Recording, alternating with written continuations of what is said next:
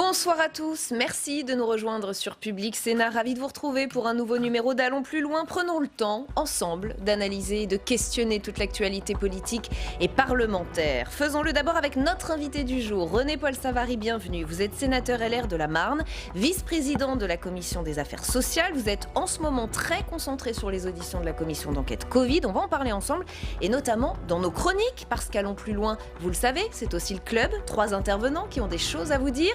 Avec nous aujourd'hui, Tam Tranui. Bienvenue Tam. Bonsoir, sur ce plateau. Vous avez travaillé sur le casse-tête de l'école face à l'épidémie. Les remontées de terrain sont assez inquiétantes. Et oui, avec beaucoup de questions. Les enseignants peuvent-ils corriger les cahiers de leurs élèves? Pourquoi séparer les enfants dans la cour pour ensuite les rassembler en milieu fermé dans le réfectoire, à la cantine? Beaucoup de questions, eh bien j'ai pas les réponses. Dommage, parce que ce sont des questions concrètes. Alexandre Poussard est également avec nous dans le club ce soir. Bienvenue Alexandre.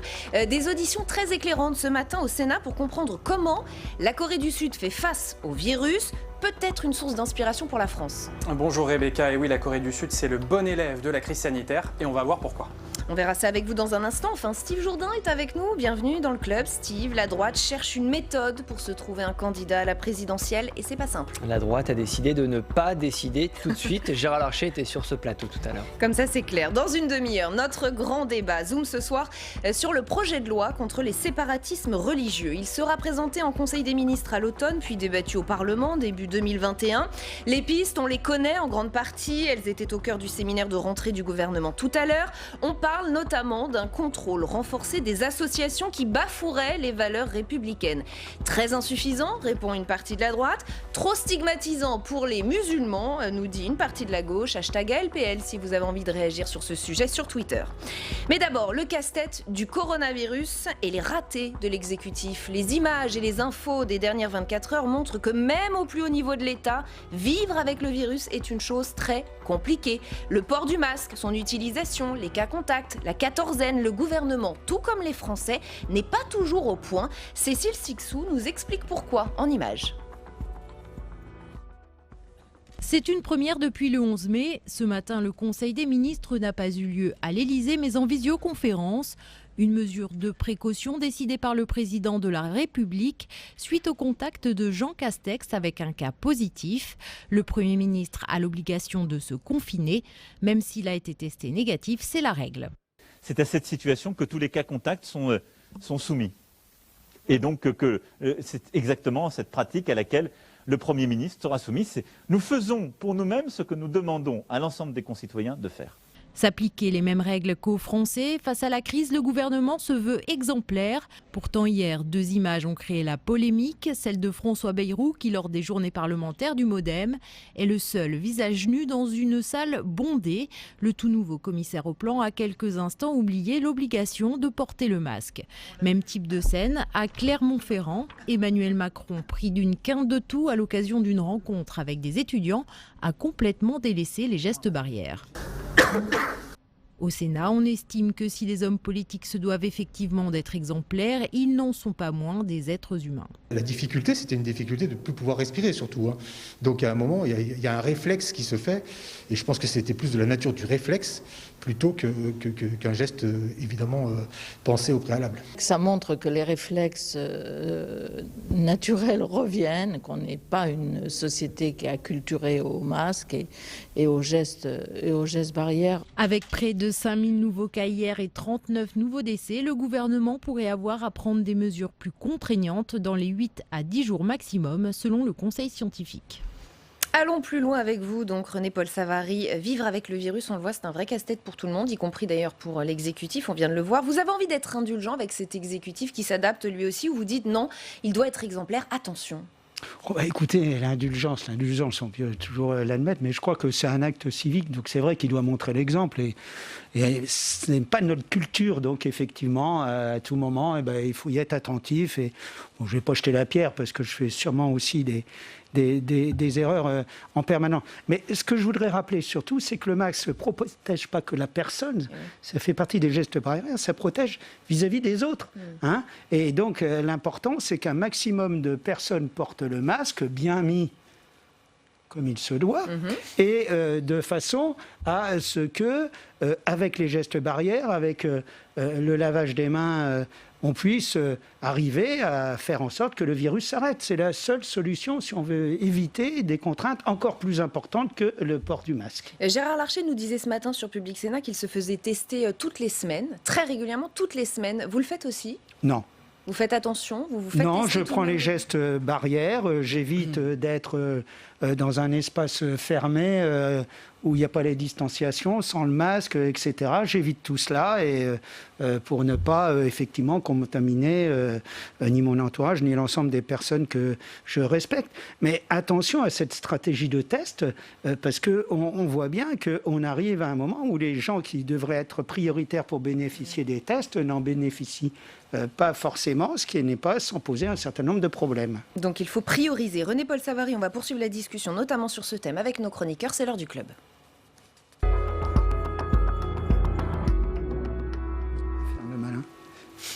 Tam Tranui, alors il n'y a pas que le gouvernement pour qui le virus est un casse-tête dans l'organisation quotidienne. Pour les écoles, on peut le dire, c'est une vraie galère. Oui, alors un petit florilège de ma réunion parents-professeurs hier soir à l'école. Alors les enfants par exemple, eh bien, depuis la semaine dernière, étaient très contents de se retrouver. Ils se sont tous rassemblés dans la cour. Il n'y avait pas de distance à respecter dans la cour. Et voilà que cette semaine, eh bien, l'inspecteur est arrivé et désormais, eh bien, ils sont de nouveau répartis par zone. Donc les niveaux n'ont pas le droit de se croiser dans la cour, même quand il s'agit par exemple de frères et sœurs. En revanche, tout le monde est encore ensemble, rassemblé en milieu fermé lorsqu'il s'agit d'aller à la cantine.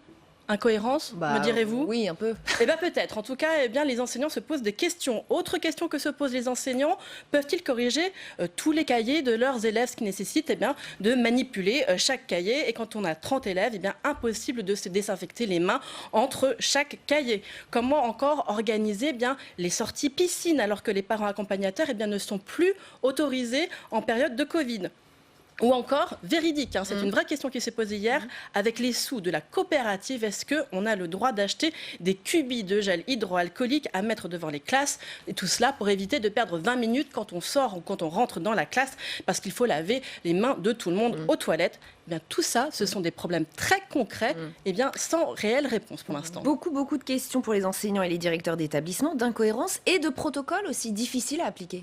Des incohérences que souligne souvent l'équipe enseignante face aux parents, ce qui montre donc que les enseignants ils n'adhèrent pas toujours au protocole qu'ils ressentent comme imposé. Du coup, les parents eux-mêmes ne savent pas trop comment justifier toutes ces règles auprès de leurs enfants.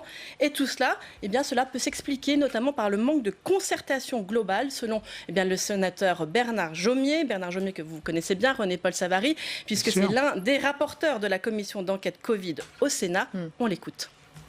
Il eût fallu mettre autour de la table les parents d'élèves, les enseignants, le ministère, les autorités de santé, et ensemble décider des mesures à prendre vis-à-vis des enfants.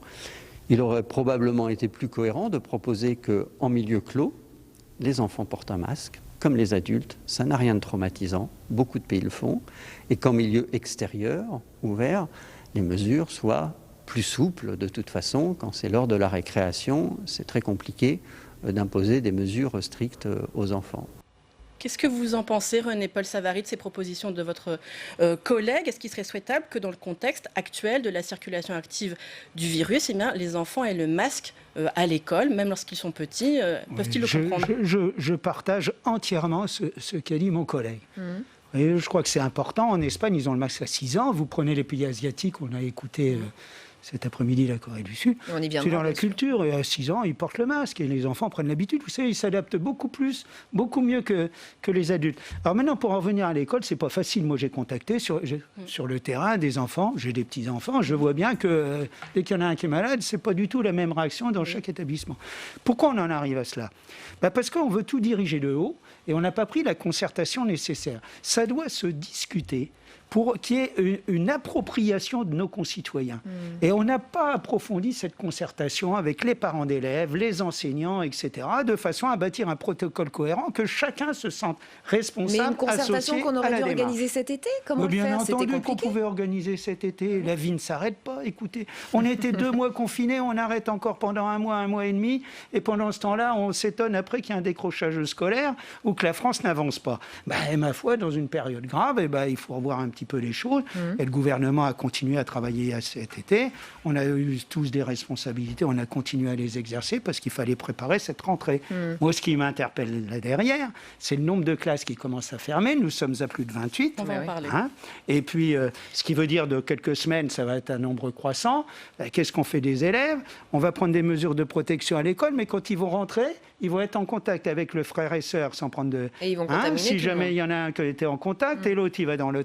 Donc, on va connaître un rebond normal, tout à fait cohérent de cette épidémie virale. Alors justement, les chiffres peut-être, Tam, sur ces écoles qui ferment. Eh bien, ce sont les chiffres qui ont été donnés lundi par Jean-Michel Blanquer. Lundi, il y avait 28 établissements scolaires fermés, 262 classes fermées, car quand il y a un cas, on ne ferme pas forcément toute l'école. On peut fermer la classe, on peut isoler les élèves. Il y a différents scénarios selon la décision qui est prise avec le rectorat, l'agence régionale de santé, le préfet. Ces fermetures aussi, il faut quand même rappeler qu'elles sont à mettre au regard des 60 000 écoles françaises. Ces chiffres, en gros, ils sont conformes à ce qu'on attendait, selon, encore une fois, Bernard Jomier. On l'écoute. Pour le moment, la circulation du virus dans les établissements scolaires est relativement conforme à ce qu'on pouvait attendre, c'est-à-dire un phénomène qui est réel, mais qui n'a pas pris, pour le moment, un caractère massif. C'est très clairement au fur et à mesure des semaines, de l'avancée de l'année scolaire et de l'arrivée de l'hiver, qu'on risque d'avoir un phénomène qui sera plus important. Mais donc, en attendant, pas de panique, Tam. Pas de panique, mais tout de même, vous l'avez dit, beaucoup d'incertitudes qui pèsent sur la communauté éducative et sur les familles. Autant d'épées de Damoclès. Mon enfant va-t-il pouvoir aller à l'école, et cela sans être contaminé? Et même s'il ne l'est pas, sa classe risque-t-elle d'être fermée? Et si c'est le cas, quel système va être mis en place pour indemniser les parents qui doivent rester à la maison pour garder leurs enfants? Est-ce qu'il faut passer à nouveau par du chômage partiel? Est-ce qu'on doit prévoir un système d'indemnité journalière? Bref, énormément de questions. Et finalement, se reproduit à l'école cette équation sans solution immédiate qui résume l'ensemble de notre vie aujourd'hui, en ce moment, avec d'un côté la nécessité de retrouver la vie normale et de l'autre la crise sanitaire. 2 priorités qu'on ne sait pas tellement comment hiérarchiser aujourd'hui. René-Paul Savary, il faut l'instaurer, ce congé parental spécifique? Oui, je crois qu'il faut prendre des mesures parce que... on connaît la difficulté déjà économique et sociale. L'enfant qui ne peut pas être accueilli à l'école parce qu'il y a une décision réglementaire. Mais il le faut, il est mais obligé c'est de très urgent, l'accepter. c'est en ce moment que c'est en train Bien de se sûr, mais produire. on est encore en retard. On est en train encore de courir après ce virus qui nous emmène je ne sais où. Alors qu'on voit bien, à travers notamment les auditions que nous avons faites, que les pays où ça a mieux marché que nous, c'est des pays qui ont pris les choses par anticipation. Il faut prévoir à chaque fois. Alors c'est difficile, l'exercice, il faut beaucoup d'humilité quand même. Il n'empêche qu'il y a un certain nombre de choses qui peuvent être prévues. On sait que les gamins vont rentrer à l'école, ça se prévoit, tout ça. Puis alors, il faut faire appel au bon sens de nos concitoyens. Il faut aussi qu'il y ait une responsabilité collective. On s'en sortira tous ensemble. Et chacun a sa part. Chaque individu a sa part à la protection collective. Juste un congé parental indemnisé à 100%, vous êtes pour? Moi, je suis favorable à ce qu'on mette sur pied. Alors, il faut analyser après, avoir les répercussions des mesures, mais un système, effectivement, qui prend en compte le manque à gagner par ces familles. Parce que sinon, on va accroître encore les difficultés et ce n'est pas comme ça qu'on va redresser le pays. Donc, il faut prendre en compte, effectivement, ces mesures-là. Pas trop non plus de protection. C'est pour ça que vous ne me posez pas la question, mais je me permets de le dire. Allez-y. Moi, je suis relativement favorable à ce qu'on réduise effectivement à 7, 8 ou 10 jours, les 14 jours de quarantaine. Parce qu'à faire une mesure qui n'est pas comprise et qui derrière n'est pas appliquée, les gens ne vont surtout pas aller se faire tester parce que derrière, vu les conséquences, là, ça devient raisonnable, acceptable. Tout ça, ça se discute. Et a priori, on y va tout droit. Ça devrait être discuté en Conseil de défense vendredi. Normalement, on va vers cela. Alexandre Poussard, vous avez suivi de votre côté les auditions du jour de cette commission d'enquête Covid au Sénat, dont on parle beaucoup. Éclairage intéressant venant cette fois de la Corée du Sud. Effectivement, Rebecca, la Corée du Sud, c'est un très bon exemple car c'est un pays qui est comparable à la France. D'abord, en termes de population, nous avons 67 millions d'habitants, la Corée du Sud en a 51 millions. Mais pourtant, il y a eu beaucoup moins de cas de Covid-19 en Corée du Sud, 335 000 environ en France et seulement plus de 21 000 cas de Covid-19 en Corée du Sud. Et quand on regarde le nombre de décès, eh bien là, il n'y a pas photo. Pour le moment, plus de 30 000 personnes sont décédées en France et seulement 341 décès en Corée du Sud. C'est 100 fois moins de décès dans un pays qui pourtant est voisin de la Chine. Alors des décès, c'est toujours terrible, mais c'est vrai que ce sont des chiffres absolument impressionnants. Qu'est-ce qui explique ces bons résultats coréens ? Eh bien, d'abord, il y a le port du masque, c'est tout simple. À partir du 20 janvier, quand le premier cas de Covid-19 a été notifié en Corée du Sud, le gouvernement coréen a tout de suite recommandé le port du masque en milieu clos et la population coréenne l'a très bien accepté. Il y a un consensus en Corée du Sud autour de l'utilité du masque. Et d'ailleurs, ce matin, l'ambassadeur coréen auditionné par les sénateurs a comparé le port du masque cet été dans les zones touristiques françaises et dans les zones touristiques coréennes. On l'écoute. Moi, personnellement, je suis allée à Biarritz cet été. Et c'est vrai que j'étais un peu étonnée par rapport au port du masque parce que je voyais que les gens n'en portaient pratiquement pas. Mais à Busan, la distanciation de 2 mètres physique était strictement respectée. Les parasols, il y en avait 50% moins que l'an dernier. Et pour les vacanciers coréens, en général, ils respectaient tous les mesures sanitaires. En fait, c'est quelque chose d'un peu évident en Corée. Bon, on l'a compris, sur le masque, en tout cas, les Coréens sont clairement en avance. Quels sont les autres atouts du pays ? L'autre atout de la Corée du Sud, c'est sa capacité à tester. Très vite, le gouvernement a déployé une stratégie de dépistage massif. 20 000 tests par jour pendant la période de février-mars, des tests ouverts à tous, même aux cas asymptomatiques. Et la Corée du Sud produit tellement de tests qu'elle en importe dans 149 pays. Alors que font les personnes testées positives en Corée du Sud, mais qui ont des symptômes seulement légers ? Eh bien, elles ne rentrent pas chez elles, elles ne sont pas placées en quatorzaine, elles sont carrément isolées. Écoutez sur ce point l'ambassadeur coréen.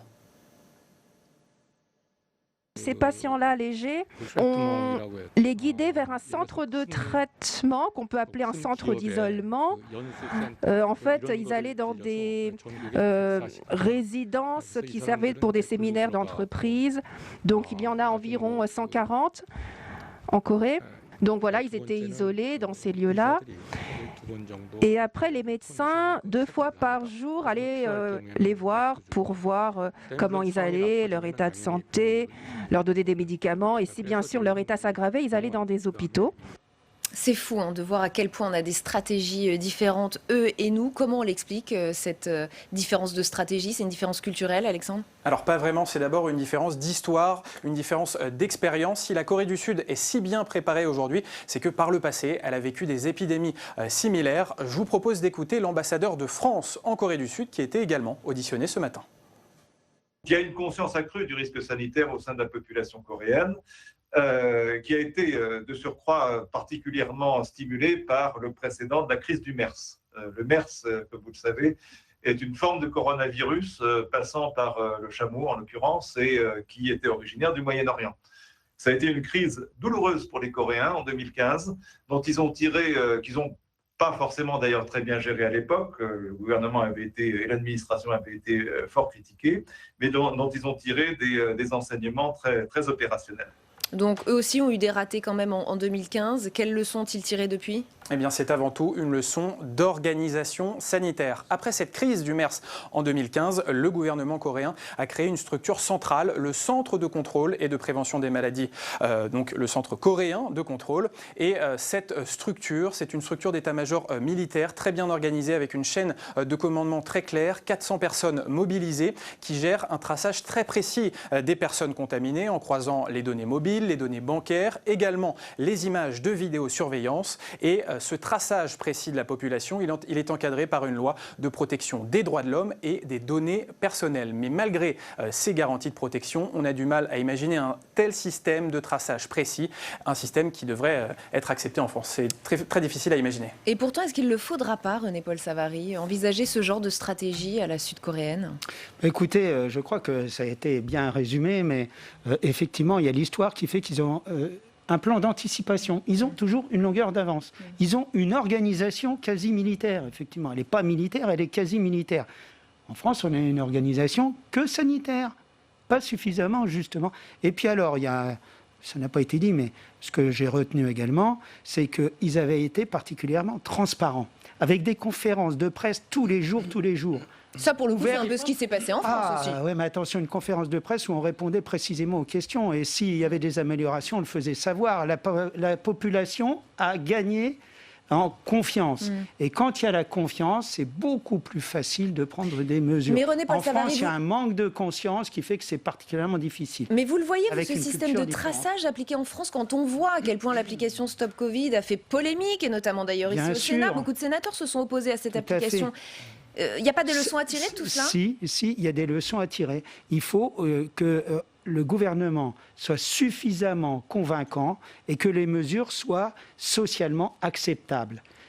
C'est la raison pour laquelle je dis passer de 7 jours à 14 jours, ça peut être une Mais bonne télécharger mesure. une application, c'était socialement acceptable. Et pourtant, ça n'est pas accepté. Ça n'est n'a pas fait. été suffisamment expliqué. On n'a pas réussi à convaincre la population. Du coup, elle n'a pas accepté. Moi, je crois qu'il faut de la pédagogie. Et si la stratégie est bonne, elle peut être partagée. Vous voyez, on découvre pratiquement les territoires, les élus locaux. On sait très bien qu'il faut, sur les territoires, faire confiance aux élus locaux. On découvre qu'il y a une dichotomie entre les préfets, qui sont sur un département, et les ARS, qui sont sur une dimension régionale, d'énormes régions.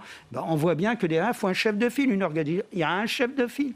En France, on a continué à avoir des institutions qui ont chacune fait leur travail, mais ce n'est pas l'accumulation de ce travail qui donne la confiance aux gens. Je crois que la confiance est perdue, et c'est d'autant plus difficile de faire accepter un certain nombre de mesures. Allez, Steve Jourdain, on va parler politique avec vous. La droite se cherche toujours et comme tous les partis, les LR ont les yeux rivés vers 2022. Jusqu'à il y a un certain temps, il ne fallait pas le dire trop fort quand même. Toujours y penser, n'en parler jamais. C'était un peu la règle au sein des Républicains. Mais l'été est propice à la rêverie et aux grandes ambitions. Le scrutin approche et il commence à vampiriser l'attention des militants et d'un bon nombre de journalistes. Alors on assiste depuis 3 semaines à ce qui ressemble aux préparatifs en vue du lancement de la fusée LR pour la présidentielle. Préparatifs, il faut bien dire, un peu chaotiques pour l'instant. Comme depuis maintenant une décennie, les Républicains ont fait leur rentrée en ordre dispersé. Les ténors avec chacun leur propre rendez-vous. Valérie Pécresse était dans l'Essonne avec ses soutiens. Bruno Retailleau était avec Gérard Larcher et Rachida Dati à La Baule. Et pendant ce temps-là, Laurent Wauquiez faisait cette année encore de la randonnée dans le Massif central. La rentrée officielle du parti, c'était le 5 septembre à Port-Marly dans les Yvelines. Mais tout le monde n'avait qu'une question en tête. François Baroin sera-t-il le candidat de la droite ? Sans doute pas, nous dit-on. Qu'est-ce que vous en pensez, René-Paul Savary ? Écoutez, c'est vrai que ça vous préoccupe notamment, mais je ne suis pas sûr que ça préoccupe. Pas seulement moi. Je ne suis pas sûr que ça préoccupe pour l'instant l'ensemble de nos concitoyens. Non, mais ça préoccupe votre famille politique. C'est tout à fait légitime, c'est l'élection pilier de tout. Mais nous sommes dans une période où on a une campagne électorale et je voudrais dire que déjà, il faut que nos sénateurs soient convaincants pour pouvoir prétendre à diriger le pays demain. Gardons déjà le Sénat, c'est une chose. Et je salue mes collègues en campagne, je leur souhaite bonne chance parce que c'est là que se passent les choses.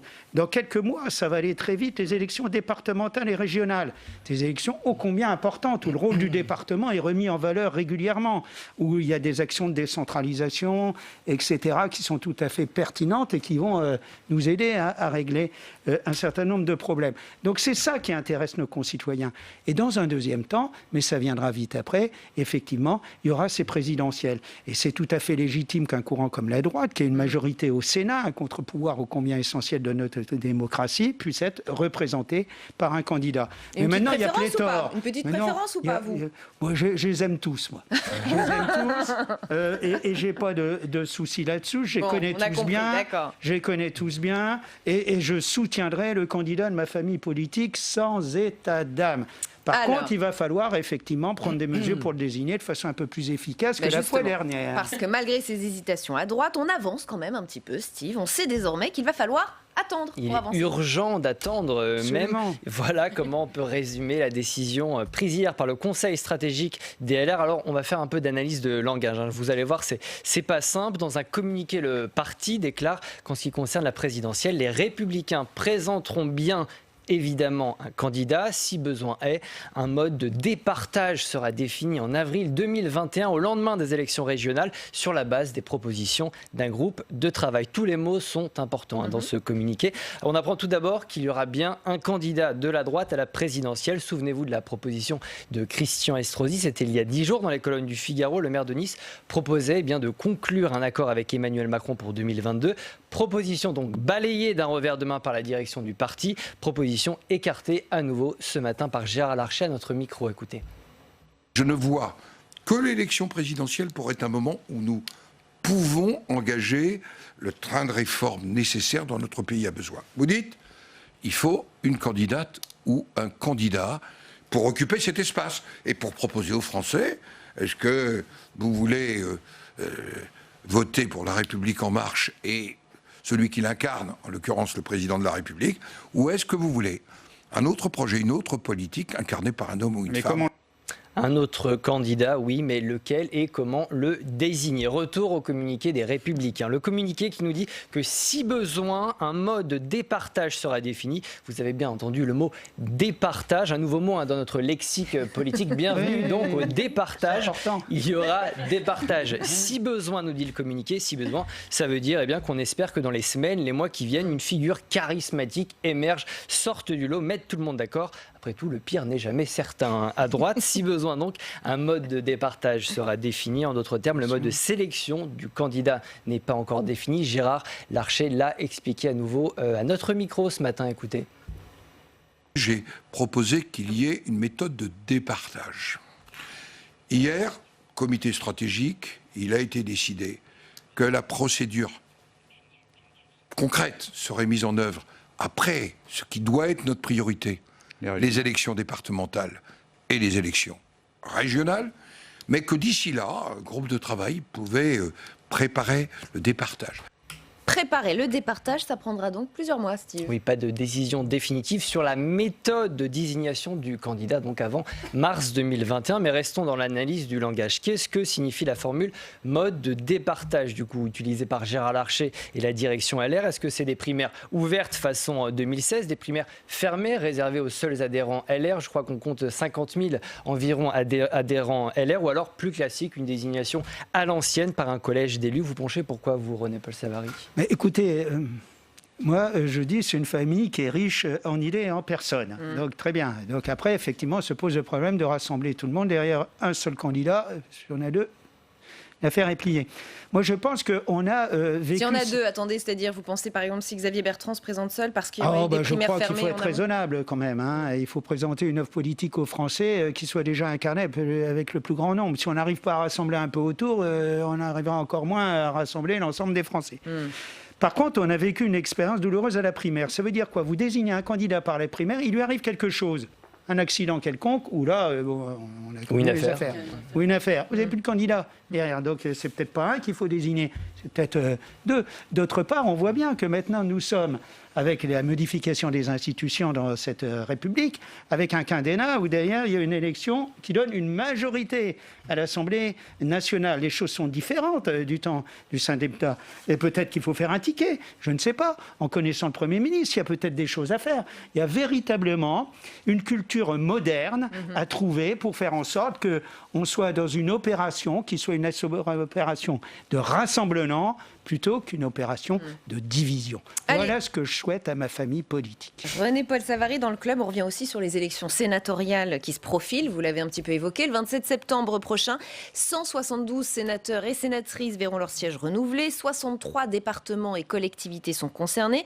87 000 grands électeurs sont appelés aux urnes. Voilà pour les chiffres clés. Je vous renvoie d'ailleurs à notre site, publicsénat.fr, pour en savoir plus. C'est très bien expliqué. En attendant, on se rend dans l'heure où la situation est un petit peu particulière. Quentin Kelmet et Jérémy Heinzmann sont allés voir pourquoi sur place. L'heure en Normandie, ses pommes, ses vaches Holstein et ses centaines de petits villages. Le département est très rural, la moitié des communes comptent moins de 500 habitants. Ce matin-là, Hervé Moret a justement rendez-vous dans un de ces petits bourgs. Il faisait beau dimanche. C'est beau, un peu de nuages le matin. Hervé Moret est un des 3 sénateurs sortants. Élu centriste, il fait principalement campagne sur son bilan. Je suis identifié par les sites qui évaluent les sénateurs comme étant un des sénateurs les plus actifs. Vous savez que j'ai présidé la commission d'enquête Lubrizol, je préside la commission de l'aménagement du territoire et du développement durable. Je l'entends dire par d'autres maires, vous êtes extrêmement actif justement dans les petites communes du département. Écoutez, on essaie, et j'y reviendrai, de défendre justement nos communes et de défendre la ruralité. La défense des petites communes, c'est le sujet principal qui revient dans ces échanges. Hervé Moret doit donc enchaîner les rendez-vous au pas de charge, car il entend se rendre dans les 585 communes de son département. À bientôt, au revoir. Au revoir, monsieur. Avec une particularité cette année, sa colistière de 2014, la sénatrice LR Nicole Duranton a choisi de faire campagne avec Sébastien Lecornu.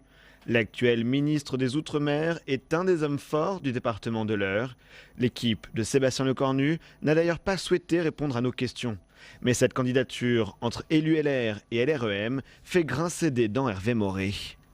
Il était évidemment pour moi inenvisageable que j'aille sur une liste La République En Marche pour une raison très simple, c'est que je ne suis pas membre de La République En Marche, que j'appartiens à la majorité sénatoriale du président Larcher et qu'il n'était pas question pour moi de trahir. Alors on est dans un département, c'est vrai, où il y a beaucoup de retournements de veste, j'appelle ça un petit peu l'association des girouettes de l'Eure. On a beaucoup connu ça avec monsieur le maire, avec monsieur Lecornu, maintenant avec d'autres candidats. Mais moi, je ne fais pas partie de cette amicale et je reste donc sur ma ligne. Cette division des voix entre les deux listes peut-elle faire élire un candidat surprise venu de la gauche? Timur Véry y croit dur comme fer. Bonsoir. Bonsoir. Bienvenue à Saint-Étienne. Merci. Merci de m'accueillir. Et donc voilà, si vous voulez bien qu'on puisse avoir un petit temps d'échange. Un petit café, comme ça on peut échanger. C'est parfait. Vas-y. Cet élu municipal d'opposition à Évreux vient du Parti socialiste. Lui aussi, il enchaîne les rencontres avec les élus municipaux, conscient que les tensions à droite pourraient lui être favorables. Pour la première fois depuis Georges Chauvin, il serait possible en fait que toute la diversité du département soit enfin représentée, la diversité des élus, la diversité des valeurs, avec l'élection d'un sénateur donc issu de la gauche. L'Eure est un département traditionnellement acquis à la droite, mais en 2014, il avait manqué une quinzaine de voix aux candidats socialistes pour l'emporter. On peut convaincre en disant d'abord la vérité des enjeux. La vérité des enjeux aujourd'hui, c'est que notre département souffre et notre département est laissé pour compte. La vérité des enjeux, c'est de dire aujourd'hui que les élus locaux souffrent et les petites communes souffrent. Et la vérité des enjeux, c'est de se dire que je serai un sénateur et avec mon équipe qui se battra pour les élus et les collectivités territoriales. Il reste encore 18 jours aux candidats pour sillonner le département normand afin de rencontrer un maximum les maires des petites communes et compenser ainsi son manque de notoriété auprès des grands électeurs. Et je vous invite à lire tout de suite la liste de tous les candidats dans l'Eure en attendant le dépôt des listes définitives. Les sénatoriales, vous le savez, sont à vivre sur notre site publicsénat.fr tous les jours, 24h sur 24, sous différents angles et bien sûr sur notre antenne le dimanche 27 septembre, édition spéciale à partir de 16h30. Je vous le dirai tous les jours, hein. Vous avez intérêt à être là. René-Paul Savary, comment vous les appréhendez, ces sénatoriales, en quelques secondes? Sur un plan général, ça se passe régulièrement mieux que cela, où il y a effectivement des affiches très intéressantes.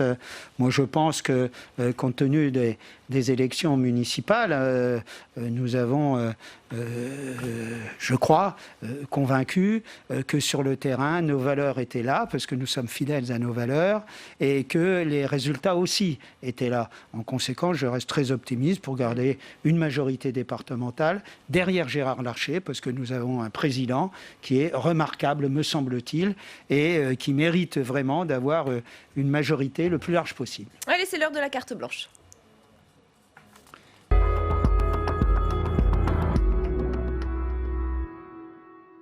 La carte blanche, un moment pour notre invité d'évoquer un sujet qui lui tient à cœur. C'est lequel ce soir pour vous, René-Paul Savary, votre carte blanche? Écoutez, c'est sympa. Moi, un sujet qui me tient à cœur, et ça n'étonnera pas mes collègues, c'est la réforme des retraites, parce que je vais être le rapporteur de cette réforme pour le Sénat. Ça fait plus de 2 ans que j'y travaille et le sujet est d'autant plus d'actualité que le déficit qui devait être de quelques milliards d'euros est passé avec la crise à plus de 40 milliards d'euros. Alors ça montre quoi? Peut-être que le système que l'on connaît est très soumis aux aléas économiques. Sauf que le système que l'on nous proposait était, lui, soumis à une responsabilité individuelle plus importante, puisque un système de calcul différent, de part des points, et qui fait que la responsabilité individuelle était plus importante que la responsabilité collective. Donc ce n'est pas le système qui est en cause, mais c'est véritablement l'équation entre le coût des cotisations, quelle cotisation veut-on mettre à consacrer à notre retraite, la durée de la retraite et donc la durée du travail avec l'allongement de la vie, et le niveau des pensions. Après, qu'on soit sur un mode par points ou sur un mode par annuité comme aujourd'hui, c'est un mode de calcul différent. Donc il faudra bien, surtout, rééquilibrer notre système de retraite. Et j'attends, moi, pas une grande réforme systémique, mais une réforme paramétrique qui redonne confiance à nos retraités en assurant la stabilité de leur pension. C'était la carte blanche de René-Paul Savary. Merci infiniment d'avoir passé Merci. cette demi-heure avec nous. Merci à nos chroniqueurs du jour. ALPL continue, place au grand débat. On va s'arrêter sur le séparatisme religieux, terme choisi par Emmanuel Macron pour évoquer le communautarisme. C'était l'un des thèmes du séminaire de rentrée qui se tenait tout à l'heure. Quelques mesures phares. Il semblerait, par exemple, que l'exécutif veuille s'attaquer au portefeuille des associations qui ne respecteraient pas les principes républicains. Mais il y a d'autres pistes. Avant d'en discuter avec nos invités, voyons de quoi on parle précisément avec Audrey Vuettaz.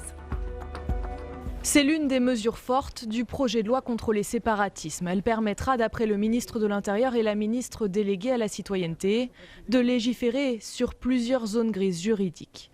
Le gouvernement veut mettre en place un contrat d'engagement sur la laïcité avec toutes les associations, même celles sportives ou culturelles. En cas de non-respect, l'État coupera leurs subventions et demandera même un remboursement. Dans la pratique, plusieurs élus de France ont déjà mis en place une charte comme celle-ci. Le gouvernement veut l'inscrire dans la loi.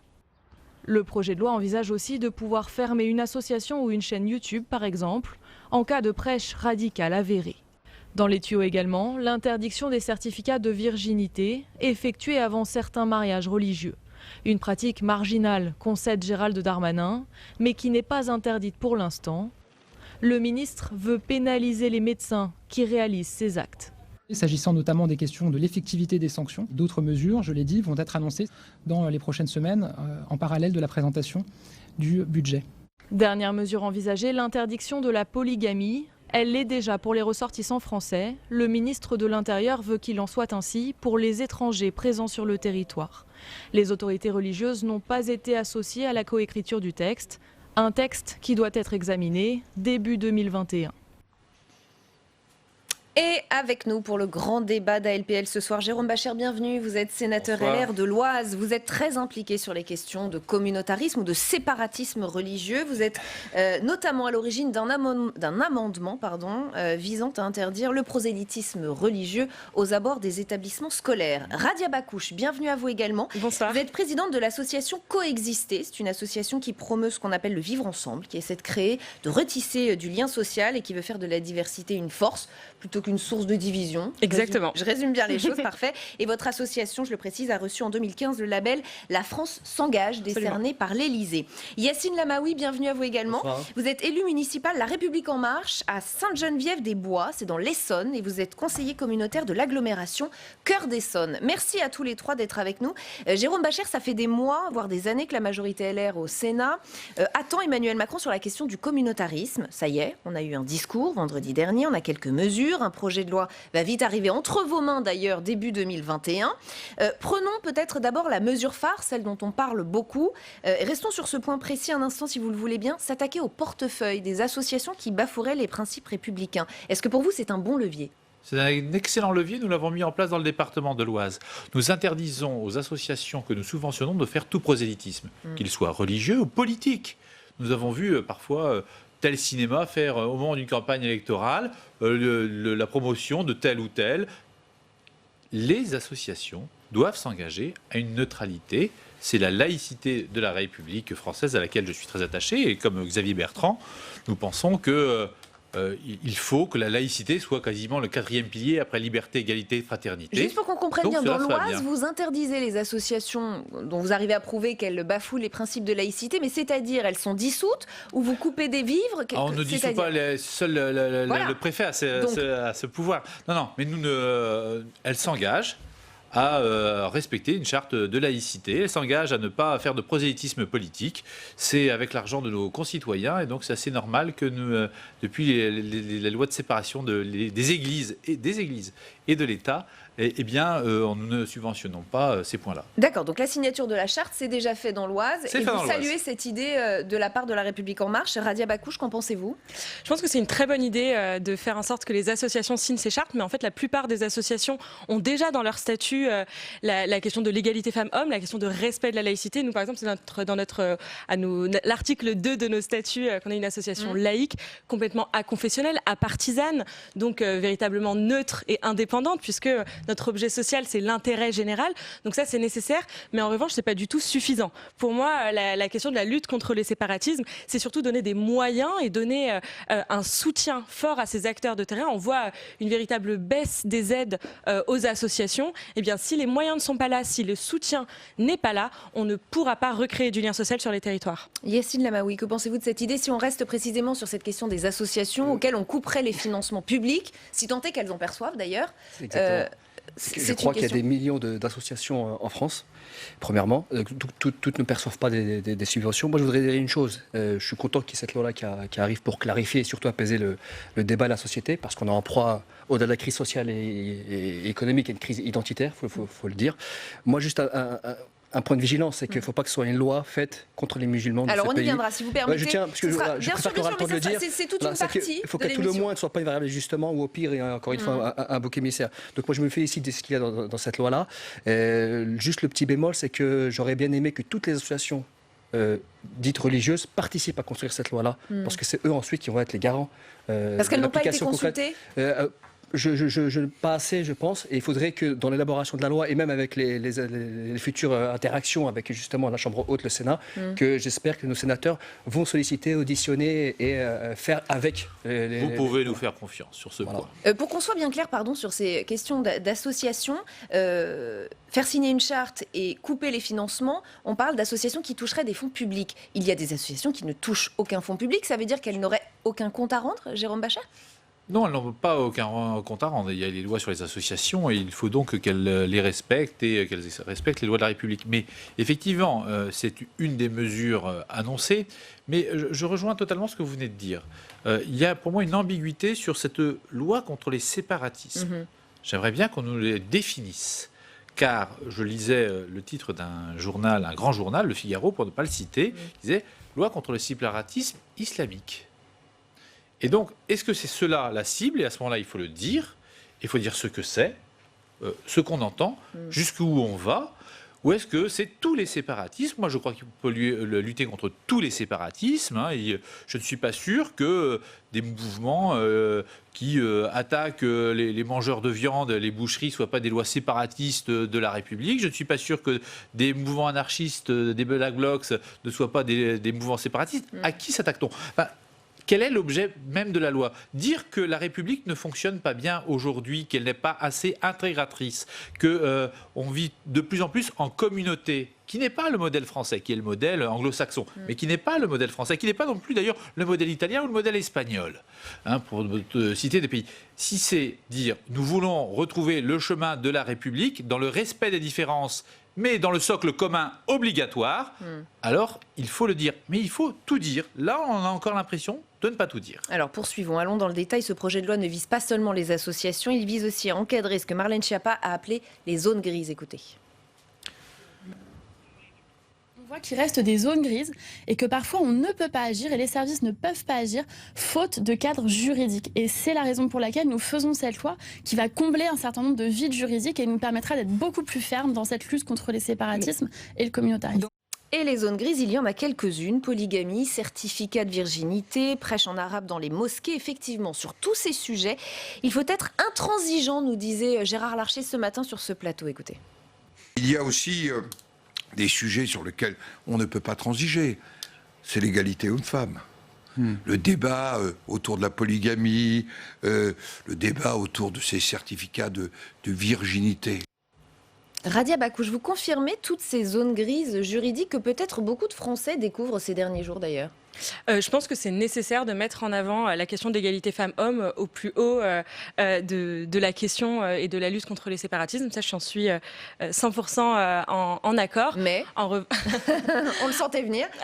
En revanche, c'est absolument. Enfin, j'ai l'impression que c'est une mesure un peu symbolique par rapport à la réalité et à la réalité de l'égalité femmes-hommes sur le territoire. De nombreuses associations féministes demandent plus d'1 milliard de fonds, et je vous regarde, messieurs les élus, plus d'1 milliard de fonds sur la question de la lutte pour l'égalité femmes-hommes. Et c'est pas seulement en disant il y a eu une petite parole par-ci, une petite parole par-là. Alors c'est très très bien d'interdire les certificats les certificats de virginité. Voilà, les certificats de virginité, c'est absolument un scandale. Ça, on est bien d'accord. La polygamie, surtout pour protéger les femmes qui peuvent être soumises à emprise, soumises à d'autres choses comme ça, mais ça ne suffit pas, et c'est qu'un tout petit pan de l'ensemble des mesures qu'il est nécessaire de prendre pour l'égalité femmes-hommes. Il y a le journal L'Opinion qui titrait tout à l'heure un de ses articles, Séparatisme, comment le gouvernement tape à côté. Beaucoup de bruit pour de petites mesures. C'est ce que je voulais juste revenir là-dessus rapidement, parce qu'on est bien d'accord, la question du séparatisme, c'est important. Est-ce qu'il y a des séparatismes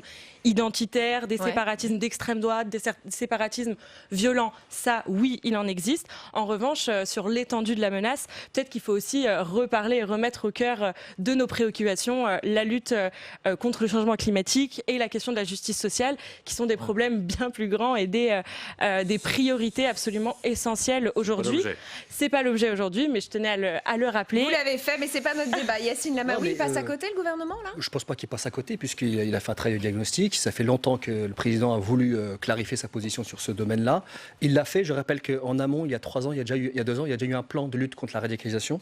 Je pense que suite à ces éléments-là, suite aux remontées de tous les contrats locaux de sécurité, de prévention de la délinquance, ça a contribué à faire cette nouvelle loi-là. Madame Schiappa dit qu'il y a des zones grises. Si c'est des zones grises, c'est des zones de doute, justement. Je pense que c'est intéressant que le législateur s'y attaque pour clarifier, parce que c'est vrai que la République, c'est quand même un contrat. C'est que je décide d'être français, je décide de participer à la nation, donc je décide de respecter des principes fondamentaux. Vous les connaissiez, vous, ces zones grises, en tant qu'élu local? Vous les voyez, vous les constatez, vous êtes confronté à ça? Il y a malheureusement, dans plein de domaines, dans le territoire national, effectivement, des foyers polygames, les certificats de virginité. Forcément, il y en a, parce que je pense que le législateur et les services sociaux et les administrations font des relevés. Donc il y a, mais encore une fois, faut clarifier. Dès qu'on parle de mots comme celui-ci pour jeter l'opprobre, moi, j'aime pas trop ça. Je pense que les cas sont marginaux. Il faut quand même s'y attaquer. Mais fondamentalement, moi, je pense que cette loi-là, qu'est-ce que je vais être très clair avec vous. En vérité, c'est quoi? C'est une frange de la population qui défie la nation. Et elle tue des gens. Je pense à ces certains jeunes-là qui sont devenus terroristes et qui quittent la France pour porter allégeance à un autre État. C'est ça le plus grave. Oui. C'est qu'en fait, quand on est né français, on a signé un contrat qui s'appelle la promesse républicaine. Et la promesse républicaine, dans le contrat, il y a des cases qui manquent. Et si on continue comme ça... Mais alors du coup, ce projet de loi, pour vous, il s'attaque à la racine ou pas? Non, le projet de loi, c'est un bon point de départ. Ce sont les séparatistes. Pour moi, monsieur Serge, je préfère le mot séparatisme, parce qu'il y a des groupuscules qui se séparent de la République et qui nous attaquent, plutôt que communautarisme, où malheureusement, ça génère des tensions. Vous savez, ça va de pair. Voilà. Vraiment, le mal, c'est qu'il y a certains Français dans ce pays qui sont véritablement français, et que la nation leur a promis quelque chose, elle n'a pas répondu présent. Je suis 100% d'accord avec ce que vous venez de dire. D'ailleurs, 100% des radicalisations viennent vraiment d'une rupture et d'une non-promesse de la République. Et c'est pour ça que la loi contre les séparatismes doit absolument mettre les moyens sur la lutte contre les discriminations, et pas seulement de manière curative, mais vraiment de manière préventive. Rappeler les principes d'égalité et rappeler les principes de fraternité. Je veux dire simplement que le gouvernement, si vous permettez, a une double discours. J'ai bien entendu Marlène Schiappa, je ne me suis pas étouffé, pour reprendre le jeu de mots malheureux de mon ami Gérald Darmanin. Mais Marlène Schiappa, lorsque je propose un amendement sur la loi et l'égalité homme-femme qui vise à sanctionner celui qui manquerait de gestes de civilité envers une femme, c'est-à-dire dire bonjour tout simplement à une femme, montrer donc qui fait ça aujourd'hui? Celui qui est radicalisé, celui qui refuse de dire bonjour à une femme parce qu'elle est femme. Eh bien, Qui refuse de lui serrer la main, d'avoir un contact physique, vous voulez dire, pas de lui dire bonjour. De lui dire bonjour et d'avoir un contact physique, de lui serrer la main, d'avoir le geste de civilité de la société française. On n'est pas dans les embrassades et dans les accolades. Non, mais je préfère le dire. Il faut être très clair. Donc on avait trouvé le mot juridique qui convenait, qui s'appelle un geste de civilité. Elle l'a refusé. Donc moi, je veux bien entendre la loi sur les séparatismes, mais les amendements que j'ai proposés ont tous été rejetés par le gouvernement. Ce soit l'accompagnement dans les sorties scolaires. J'ai proposé aussi la laïcité, pour moi un principe majeur, que lorsqu'on est dans l'école de la République ou à l'université de la République, car il s'agit bien de cela, eh bien, la laïcité s'applique. Ce n'est pas le cas. Ce n'est pas le cas. Dans quelle mesure elle ne s'appliquerait pas ? Eh bien, vous vous souvenez très bien qu'un syndicat avait présenté d'ailleurs une étudiante qui était voilée et qui donc ne respectait pas les normes et les usages de la laïcité à la République. Je suis On voit bien complètement pour un en syndicat. désaccord. Porter un voile ne veut pas dire ne pas respecter le principe de la laïcité. Eh bien, on a le droit d'être en désaccord, mais moi j'estime que quand on commence, il y a la loi et après il y a on a le droit d'être en désaccord. Mais quand on voile. commence à faire cela, c'est comme cela. Mais j'ai pas de problème dans la rue, vous savez. Je vous le dis franchement, je n'ai aucun problème. À partir du moment où vous êtes à l'université, dans un lieu public, c'est l'université de la République, payée par les impôts. Alors, on doit se soumettre, comme tout le monde, aux lois de la République. Mais la loi de la République, elle s'applique aux fonctionnaires et elle s'applique aux personnes qui gèrent un service public, pas aux usagers et pas aux personnes qui vont à l'université, donc pas aux étudiantes et aux étudiants. C'est bien. Sur la question de la neutralité. C'est effectivement un tort. Vous avez raison, voilà un manque qu'il faudrait relever dans cette loi. Je ne suis absolument pas d'accord. Pour en revenir sur le certificat de virginité, interrogé par France Inter, Dr Ghada Hatem-Gantzer, gynécologue et fondatrice de la Maison des Femmes à Saint-Denis, nous dit « Pour une jeune fille, ce certificat peut lui éviter d'être envoyée au bled pour consulter un gynéco proche de sa famille qui pourrait lui causer beaucoup de tort. Si elles ne prouvent pas qu'elles sont vierges, elles risquent de se faire tuer par leur père. » Qu'est-ce qu'on fait pour ces jeunes filles, Yacine Lamaoui ? Écoutez, c'est une question complexe parce qu'encore une fois, il y a la loi de la République et il y a... à côté de cela, des coutumes, des histoires et des... C'est-à-dire qu'il y a un projet de loi en cours qui va être bientôt débattu au Parlement et qui va donc sanctionner pour le coup pénalement le médecin qui pratiquerait ce certificat de virginité. C'est pour ça que peut-être la question technique de cet ordre-là, il faudrait peut-être remettre en cause le choix des parents que d'imposer à la fille d'aller voir le médecin. Parce que le médecin, il est soumis à des secrets, notamment un secret médical, un secret professionnel. Lui, s'il voit que la personne en question pourrait subir un danger ou un cas grave, je ne sais pas, une violence, effectivement, ce n'est pas à lui qu'on devrait porter la responsabilité. Donc plutôt que de sanctionner pénalement le médecin, il faudrait aller voir les parents et les sanctionner eux. Et même avant ça, déjà, faut savoir, moi je passe rarement à la télé, à chaque fois j'entends des choses, il faut quantifier les problèmes. La République est attaquée. La République subit de graves dangers. Et je ne dis pas qu'il faut minimiser, attention, il ne faut pas me dire ce que je n'ai pas dit. Les certificats de virginité sont marginaux dans la société française. S'ils existent encore, il ne faut plus les faire. C'est tout, c'est simple. Et si les médecins, dans le respect de leur profession, ne peuvent pas ne plus en délivrer, alors il faut porter la responsabilité sur les parents. Point. Donc vous dites que le gouvernement prend le problème par le petit bout de la lorgnette. En fait. Vous dites comme l'opinion, beaucoup de bruit pour de petites mesures. En fait, on ne prend pas le problème à l'endroit. Je pense pas, parce qu'encore une fois, quinquennat dure 5 ans. Il y a eu déjà des projets de loi auparavant, la lutte contre la radicalisation. S'ensuit les séparatismes religieux. Je compte sur le cheminement de cette loi-là pour rencontrer tous les acteurs, de près ou de loin, de ces séparatismes-là. Et il y a une autre zone grise, comme quoi je vais dans le sens du gouvernement, je l'accompagne, c'est le sport. Est-ce que vous êtes prêt à interdire les Portugais de Rissorangis, ville de ma circonscription, et le Maccabi de Créteil? Je pose la question. Donc, si on va jusqu'au bout des séparatismes... On ne sait pas de quoi vous parlez, c'est-à-dire... Il y a des clubs de football en France qui ont des noms à consonance communautaire. Les Portugais de Rissorangis, une ville dans le 91, donc, par exemple. Donc, il faut aller beaucoup plus loin que ce projet de loi. Si on est là pour unifier la nation, si on a dit on est tous ensemble, avec nos différences... Il faut aller au bout de la logique. Il faut aller au bout de la logique. Mais, selon moi, je suis plutôt libéral d'esprit, c'est pas ça qui va résoudre l'unité, la cohésion. Moi, je pense qu'il faut trouver une place à chacun. Et je termine par dire, notamment dans les quartiers où il y a beaucoup de déchirements identitaires, à force de résidentialiser l'habitat, et vous métropolisez les richesses, vous accentuez les inégalités. C'est-à-dire qu'on a fait de beaux habitats, vous avez écarté la richesse, et du coup, vous ne rentrez pas dans le récit national. C'est ces millions de jeunes qui arrivent sur le marché du travail ou qui arrivent à l'école. Moi, je dis, il faut donner une aventure humaine à ces gens-là. Sinon, qu'est-ce qui se passe? Ils cassent leur propre environnement. Voilà. Quand on n'aime pas quelqu'un, vous savez, on s'énerve, on casse la porte. C'est la même chose dans les quartiers. On casse l'abribus, Je condamne bien sûr ces violences-là, mais j'essaie d'expliquer que parfois, je trouve que tous ces gens-là qui se sentent reclus de la société, en vérité, ils aiment la France, ils demandent juste à trouver une place. Et en face, il faut que les législateurs et la promesse républicaine se fassent. J'insiste beaucoup sur ça. Quand vous avez un bac+5 et vous êtes au chômage, Quand vous faites 230 entretiens, il n'y a pas de réponse. Regardez sur LinkedIn, des gens qui jouent le jeu et qui disent énième refus. Quand vous demandez un stage, il n'y a pas. À bout d'un moment, ça crée de la colère. Ça crée de la colère, ça crée du ressentiment. Je ne veux pas aller sur les forces de l'ordre. Non, voilà, j'allais venir. Dès que je dis ça, on va me dire Yacine Lamaoui, excuse sociale. Non, je ne suis pas ambigu.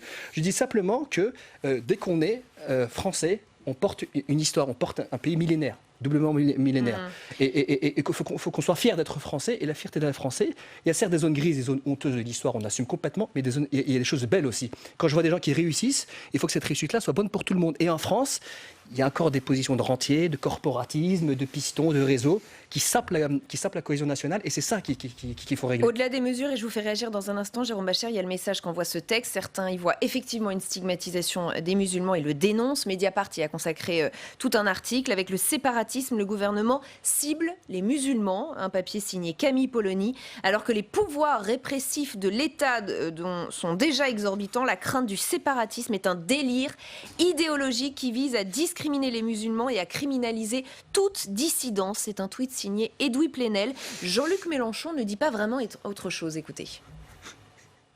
Il a l'intention de s'en prendre aux musulmans, en le disant ou en ne le disant pas. Comme d'ailleurs beaucoup de factions politiques qui cultivent cette manière de montrer du doigt les musulmans qui aboutit à faire exploser le peuple français. Jérôme Bascher, vous êtes d'accord avec cela ? Je suis tout à fait d'accord avec Edoui Plenel lorsqu'il dit que lui-même est un anarchiste et qu'il fait tout pour déconstruire la société française et qu'il le prouve par son tweet. Non, il faut rester sérieux. Edoui Plenel, c'est un déconstructeur. Sortons des cas personnels. Est-ce important. que ce projet de loi stigmatise les musulmans, oui ou non ? Selon vous ? Il ne le dit pas en tout cas. Donc est-ce qu'il fait, il fait un peu comme M. Jourdain de la prose sans le savoir ? Faut qu'on nous dise ce que sont les séparatismes. Moi, je voudrais savoir quel est l'objet de la loi. Donc vous posez la question. Mais moi, je voudrais savoir quel est l'objet de la loi. Si c'est lutter contre tous les séparatismes, y compris ceux des anarchistes, y compris ceux d'extrême droite, ceux d'extrême gauche, je n'ai aucun problème pour lutter contre les séparatismes de la République. Moi, je suis très attaché à la République française et au mérite républicain qui est, je crois, qui était en tout cas une des grandes valeurs portées par Nicolas Sarkozy lorsqu'il a été élu président de la République. Il a peut-être fait autre chose, ça c'est un autre débat, mais au moins le mérite républicain, c'est une vraie valeur de droite. L'intégration républicaine, c'est une vraie valeur. Ça veut dire une chose importante, c'est que le fait majoritaire doit rester le fait majoritaire. Et très longtemps, excusez-moi d'être de droite, comme dirait Nicolas Sarkozy, mais la pensée de gauche a consisté à dire qu'il faut faire très attention à toutes les minorités et toutes les minorités se valent. Et ça, ce n'est pas intégrateur. C'est désintégrateur. Vous séparez la société, minorité par minorité, et les minorités peuvent être vraiment de toutes sortes. Et cela fragmente profondément la société. Et après, vous avez du mal à vous retrouver sur le socle commun, car chacun reconnaît une petite partie. Les minorités, on peut être minoritaire au Sénat, on peut être minoritaire dans sa ville, on peut être minoritaire, ma femme est minoritaire dans notre famille, parce que j'ai que des garçons. Voilà. Il y a différentes façons d'être minoritaire. Reconnaître les différences, les chérir et en faire une richesse, ça ne signifie pas être séparatiste, et ça ne signifie pas être communautariste ou vivre en minorité ou vivre en communauté. La diversité, c'est la richesse. Et c'est pour ça que je voudrais peut-être que vous précisiez ce que vous appeliez fait majoritaire, parce que moi, ce que j'entends, c'est surtout qu'il faut construire une unité républicaine, une unité forte, mais en revanche, ne pas confondre l'unité et l'uniformité. Et c'est un peu la peur que je peux avoir par rapport à ce texte. Par rapport à ce texte, et c'est pour ça qu'on sera extrêmement vigilant. Pour l'instant, on n'a que des paroles dans la presse, etc. On attend de voir véritablement le texte, on attend de voir véritablement les débats qu'il y aura autour de ça, pour être extrêmement vigilant sur justement ne pas conduire à l'uniformité, mais conduire à une véritable unité, à une véritable célébration des différences, mais tout ça toujours pour construire l'unité de la République. Et dans les valeurs républicaines, un risque pour les musulmans, Yacine Lamaoui, il nous reste moins d'une minute. Dès qu'il y a une loi qui parle d'une certaine communauté, moi j'ai toujours un risque, parce que moi je pense que la loi est un bon point de départ pour créer le débat. Je ne veux pas après que les partis ou les responsables politiques de tous bords en profitent pour jeter l'opprobre sur telle ou telle communauté. Deuxièmement, un truc qu'on a oublié de dire, c'est que la loi part d'en haut, il y a l'application concrète. Il faut aussi zoomer sur l'utilisation de la laïcité de la part des élus locaux aussi, qui parfois créent le clientélisme et qui créent le communautarisme. Exemple concret, il y en a qui font encore campagne dans les mosquées. Voilà, il faut être réaliste. Hein. Il y en a qui aussi. Il faut campagne dans les églises, je vous rassure. Des églises aussi, exactement. Donc, les deux font campagne. On se dit, donc là aussi des zones grises. Exactement, des zones grises. C'est que il faut pas, il faut pas que les fractures identitaires de la France se font sur le dos des musulmans de ce pays. Et franchement, n'oubliez jamais une chose, les musulmans sont de l'ordre de 6-7 millions dans ce pays. Il y a des débats féroces en interne, faut pas croire. Les familles, les musulmanes et les musulmans. Une grande diversité. Une grande diversité, de libéral, libertaire jusqu'à conservateur dur. Voilà, le débat il est là, et les musulmans de ce pays participent pleinement à la richesse de cette nation-là. Ils sont français plein entière, on a besoin d'eux. Et on s'arrêtera sur ces paroles. Merci infiniment à tous les trois d'avoir participé au grand débat d'ALPL. Fin de cette émission. On se retrouve demain à 18h et à 22h30. En attendant, bonjour chez vous. Dès 7h30, Oriane Mancini reçoit demain matin Frédéric Pechnard, vice-président de la LR de la région Île-de-France, chargé de la sécurité. Je vous souhaite une excellente soirée sur Public Sénat.